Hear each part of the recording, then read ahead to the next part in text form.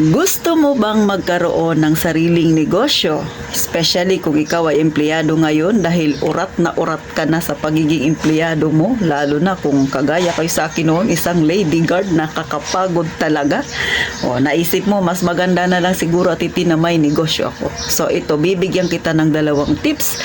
Mag-real talk tayo ukol sa pagkakaroon ng negosyo. Pero bago yan, sisi, ay syempre, pindutin mo na ang subscribe button na yan at tayo ng magchismisan.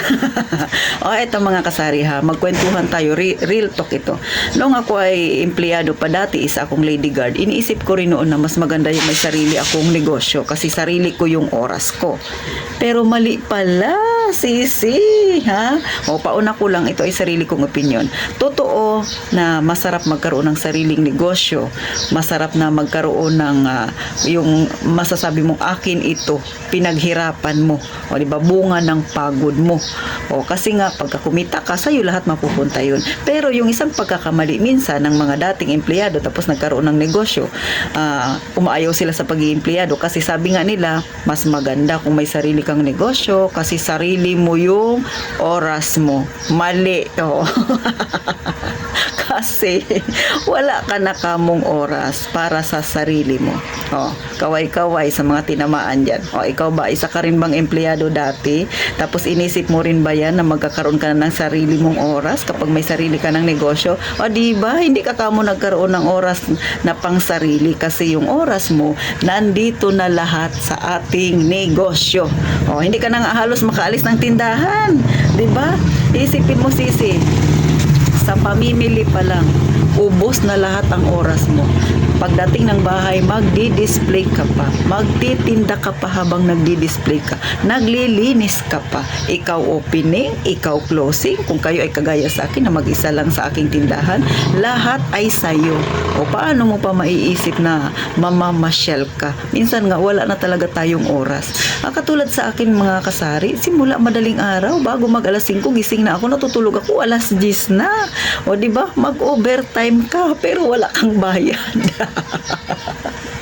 So isa yan sa common mistake ng mga kagaya kong dating empleyado na yun nga daw, sarili na raw ang oras. Pero sa totoo lang, wala ka nang magiging oras sa sarili mo dahil ang oras mo ay ilalaan mo sa iyong negosyo, especially kung baguhan ka pa lang sa pagtitindahan. Syempre, kailangan mo nga ayusin lahat ng paninda mo, mag-i-inventory ka, i-check mo kung ano pa yung mga panindang pwede mong idagdag, ano pa ba yung mga wala na pwede mong bilhin. So ganun ka busy ang may tindahan. Pero, may pero sa titintin, napakasarap kapag sarili mo yung negosyo, syempre. Kasi nga, walang mag-uutos sa'yo. At saka, syempre, kung masipag ka, masipag din ang negosyo mong magbigay sa'yo ng pera, o di ba mga kasari, sumasaya ka. Kasi medyo lalaki ang hawak mo na pera kumpara noong ikaw ay empleyado pa. So, merong advantages at meron ding disadvantages. Pero, syempre, para sa akin, mas marami ang advantages ng pagkakaroon ng sariling negosyo, o diba? So panalo pa rin. Next na common mistake ng mga dating empleyado, iniisip nila na kapag sarili mo yung negosyo mo, relax lang daw. Walang ganon. Ako nga mga kasari, yung pinaka-relax ko itong kapag nagbablog lang ako. Pero sa totoo lang, gasino lang yung oras na nilalaan ko kapag ako ay nagre-record sa pagbablog. Kadalasan yung oras ko ay nauubos sa tindahan. Lalo na ngayon mga kasari na nagluluto ako ng pagkaing pang-agahan, yung pansit at saka sopa sa umaga. Meron pa akong siomai. So sa pagluluto pa lang, umuubos na ako ng halos 2 oras.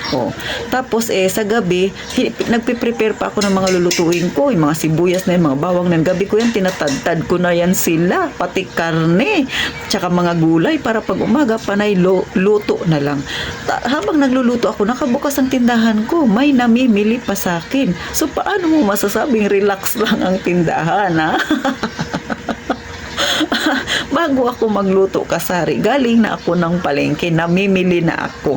Pagdating ko dito, tambak ko lang lahat yan ang pinamili ko, magluto muna ako. Ang tindahan ko, magulo, pahayaan ko lang yan diyan. Kapag tapos na ako magluto ng pansit at sopa, saka pa lang ako mag-aayos ng tindahan. Kita mo? Relax ba yun? Chill ba yun?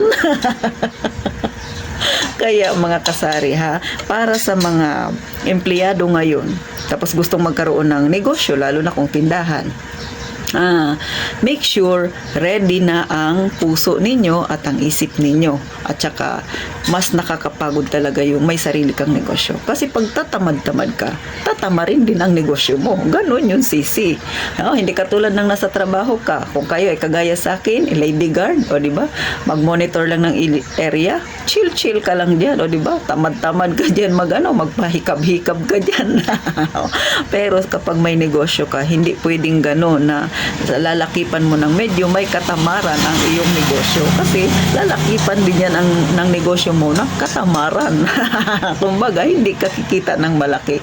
So, sa pamimili pa lang, sa totoo lang, doon nauubos na yung oras mo. Kasi kailangan pag namimili ka, choosy ka. Ikaw ay dapat mapili ka sa mga paninda mo. O, diba? Ako dilata lang yung bibilihin ko. Titingnan ko pa yan yung label niya, yung mga inka na yan, may mga yupi-yupi. So, hindi ako bumibili ng mga dilata ng mga may yupi. Bakit? Kahit ako, customer ako, pag bibili ako sa tindahan, ayoko yung may yupi. Maarte ako. So, iniisip ko, yung customer ko ay ganon din kaarte. Kung gaano kaselan si Ate Tintin, dapat, iniisip ko, yung customer ko ay ganon din. O, diba? O, kahit nasabi natin hindi siya maselan, pero nilalagay ko pa rin yung sarili ko sa customer ko. Kaya, pagka pumipili ako ng mga paninda ko, so, nagtatagal ako. Kasi nga, lagi kong nilalagay ang sarili ko bilang isa ring customer na medyo may kaartihan din. Ganon lang sisi.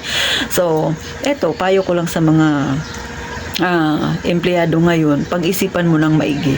Pero kung buo na yung loob mo, go ka na ha. Pero wag mong iisipin na pagka may negosyo ka, sarili mo yung oras mo, magre-relax ka na lang. Hindi ganun sisi. Lalo na kung paumpisa pa lang yung negosyo mo o kauumpisa mo pa lang, lahat ng pagod mo, puyat mo ay naandyan. O katulad sa akin, totoo lang, hanggang ngayon na mag-aapat na taon na ako na nagtitindahan. July na ngayon, sunod buwan, August na. So, 4 na taon na ako, to be exact, mga kasari. Ang lagi kong iniisip pa rin na kailangan ko pang maraming matutunan. Tapos tinitingnan ko yung display ng aking paninda, ano ba yung babaguhin ko dyan, maganda ba sa paningin. So marami kang gagawin kapag nagtitindahan ka. Sabi ko nga sa inyo, walang panahon ang pa-relax-relax, walang panahon ang pa-chill-chill lang. Kasi lagi kang nag-iisip ng pwede mong gawin sa iyong tindahan. Katulad ng kay Ate Tintin, o diba? So pang 4 days ko pa lang ngayon na nagluluto ako ng pansit at saka sopas kasi nga sobrang tumal ng tindahan. So, gumagawa ko ng paraan para kahit papano magkaroon ako ng benta. So, ganun lang mga kasari. Pero, sa totoo lang, ang isa sa pinakamaganda talaga na kapag may sarili kang negosyo mga kasari ay lagi kang may pera. Pero, syempre, wag mong gawing personal yung pera ng iyong negosyo kasi mauubos yan. Purdo yung negosyo mo, sisi. Ang kagandahan lang po, mas malaki yung kinikita ng iyong negosyo kung ikukumpara mo noong ikaw ay empleyado pa. At kung magaling kang humawak ng negosyo o ng iyong pera sa negosyo mo, sisi, sinisigurado ko sa iyo, gaganda ang pamumuhay mo. So, yan ang bibitawan kong salita na 100% totoo. O, syempre, nakikita nyo yan dyan sa mga kalugar ninyo, di ba? Yung mga dating empleyado na ngayon ay may sariling negosyo, mas umangat. Pero, kapag hindi ka naman marunong humawak ng pera mo sa iyong negosyo, ay talagang lubog ka. Kaya, maging maingat sa paghawak ng pera sa iyong negosyo. So, hanggang dito na lang mga kasari, sana kahit paano nakatulong si Titintin na makapagbigay ng kaunting nalalaman ukol sa pagtitindahan, especially sa mga gustong magkaroon ng tindahan. Huwag ninyong iisipin yung dalawang mistake na yan. Akala nyo chill-chill lang at akala ninyo sarili ninyong oras. Walang ganon sa pagninegosyo mga kasari. So hanggang dito na lang, magkita tayo sa susunod na vlog ni Ate Tintin at syempre pa, kagaya ng palagi kong sinasabi, mag-iingat tayong lahat palagi mga kasari.